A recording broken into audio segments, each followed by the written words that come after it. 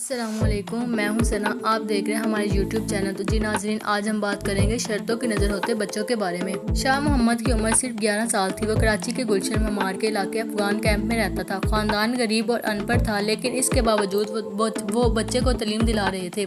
शाह मोहम्मद दूसरी क्लास में पढ़ता था। गली में निजामुद्दीन इमको की दुकान चलाता था। बच्चा अक्सर इसके पास टाफियाँ खरीदने जाता था। आज से 2 हफ्ते कबल शाह मोहम्मद निजामुद्दीन की दुकान पर गया तो दुकानदार ने बच्चे के साथ 100 रुपए की शर्त लगा ली। शर्त क्या थी? बच्चे ने सिरके की बोतल पीनी थी और इसे 100 रुपए मिल जाने थे। बच्चे ने सिरके की बोतल उठाई और घटाघट पी गया।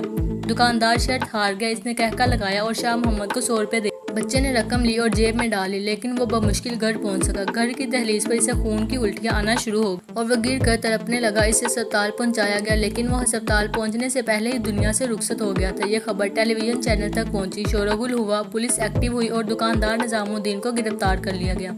बच्चे के वालिदैन गरीब लोग हैं, लिहाजा फिर इस केस का क्या बने? दुकानदार बेचकर पुलिस या वालिदैन को रकम दे देंगे और 6 साल महीने बाहर आ जाएगा, या फिर वालिदैन गुर्बत की वजह से पैरवी नहीं कर सकेंगे और यूं मुजरिम 2 साल में बाहर आ जाएगा। और यह भी हो सकता है मुजरिम निजामुद्दीन को वाकई उम्र कैद की सजा हो जाए। लेकिन क्या इस सजा या माफी से जहालत का ये सिलसिला रुक जाएगा? जी नहीं, ये सिलसिला इसी तरह चलता रहेगा और बच्चे शर्तों की नज़र होते रहेंगे। मुल्क में इस नौयत का पहला केस नहीं है। हमारे हर शहर में रोजाना इस किस्म की शर्तें लगती हैं और सैकड़ों मासूम या जाहिल लोग इन शर्तों की भीड़ चढ़ जाते हैं और ये सिलसिला न जाने कितने बरसों से चल रहा है। मैं अपनी ज़िंदगी में ऐसे दर्जनों केसेस का ऐनी शाहिद हूँ। ये जाहिलत जिस दौर में भी शुरू होती थी। गुजरात शहर में मेरी तालिब इल्मी के ज़माने में 2 लड़कों के दरमियान रूह अफ़ज़ा की पूरी बोतल पीने की शर्त लगी। कम गाल में 50 रुपए थी। एक नौजवान पूरी बोतल चढ़ा गया। इसने 50 रुपए जीत लिए, लेकिन फिर वो पूरी जिंदगी के लिए शुगर का मरीज बन गया। इसी तरह हमारे शहर में 1 किलो बर्फी खाने की शर्त लगी। 2 लड़के आमने सामने बैठ गए और बर्फी खाना शुरू कर दी। आधा बाजार ये नजारा कर रहा था। ऐसी शर्त में अमूमन कोई ना कोई बगलोल जीत जाता। एक लड़का जीत गया, लेकिन 2 घंटे बाद हारने और जीतने वाले दोनों अस्पताल में थे। इसी के बाद इनका क्या बना मैं नहीं जानता। मुझे कॉलेज के दौर में एक दोस्त ने दरमियानी उम्र के एक शख्स से मिलाया। इसने हाथ में बेशुमार मेडिकल रिपोर्ट्स उठा रखी। किसी बड़े शाफी डॉक्टर की तलाश में गली गली फिर रहा था। इसकी ये हालत भी बैक वक्त 39 कप चाय पीने से, वो भी जाहिर है शर्त का नतीजा था। 2 दोस्तों में 50 कप चाय की शर्त लगी थी। वो बमुश्किल 39 कपों तक पहुंचा और इसके बाद खून की उल्टियां आना शुरू होगी। इसके बाद डॉक्टर थे, वो मुजाहिद था और जिंदगी का अजाब था। इसी तरह कॉलेज में हमारा एक क्लास फेलो था। वो इंतहाई कमज़ोर, इसके हाथ की वरीदें तक दिखाई देती थी। इसकी खुराक इंतहाई कम थी। वो एक वक्त में 2-3 लुकमों से ज़्यादा नहीं खा सकता था। इसने पूरी क्लास को अपनी कहानी सुनाई। इसका कहना था, हम 10 लड़के थे। मुझे इन लड़कों ने 10 रुपए में यूरिया खाद का पक्का मारने की तरगीब दी। मैंने ये चैलेंज कबूल कर लिया। मैंने हथेली पर यूरिया खाद रखी और मुँह में फेंक दी। अल्लाह ताला को मेरी ज़िंदगी अजीज़ थी। डॉक्टर का क्लिनिक करीब था। मुझे उठाकर वहाँ ले जाया गया। मैं बच गया, मगर इसके बाद मेरे जायके की हिस्स खत्म हो गई। मुझे अब खट्टा मीठा और नमकीन जायका महसूस नहीं होता। मैं खा पी भी नहीं सकता। अगर खा लूँ तो उल्टी आना शुरू हो जाती है। हम लोग यूनिवर्सिटी में थे तो हम शर्त लगाकर हॉस्टल की छत की दीवार पर आंखें बंद करके चलते थे।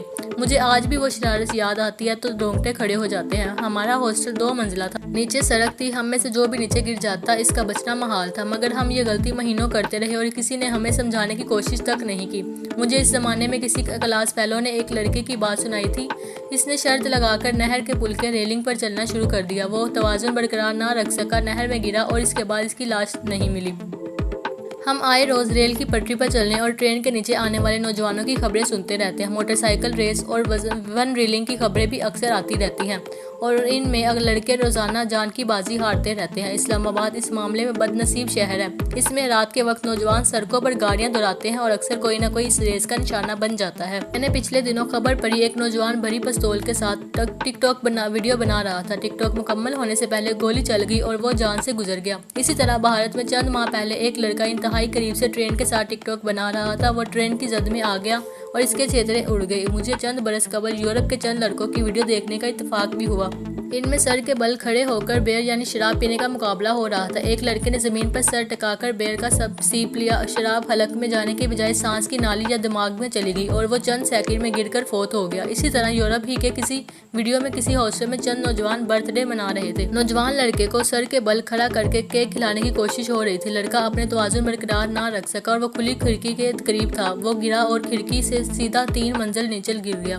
नीचे सड़क थी और इसके ऊपर से गाड़ी गुजर गई। मेरा बेटा ओ लेवल में कॉलेज के साथ टूर पर यूके गया था। इनके साथ एक बच्चा था जिसे दमा था और वो इन इनहेलर इस्तेमाल करता था। बच्चे लंदन में किसी कॉलेज के हॉस्टल में ठहरे हुए थे। इमारत में स्विमिंग पूल था। बच्चे नहा रहे थे। वो बच्चा किनारे पर खड़ा होकर देख रहा था। किसी बच्चे ने इसे पूल में दिखा दिया। इसे तैरना नहीं आता था, ऊपर से इसे दमा भी था। बच्चा पानी में गिरा और फिर बाहर नहीं आ सका। बच्चों का ग्रुप वापस आ गया, मगर इस बच्चे की लाश वापस लाने के लिए वालिदैन को इंग्लैंड जाना पड़ा।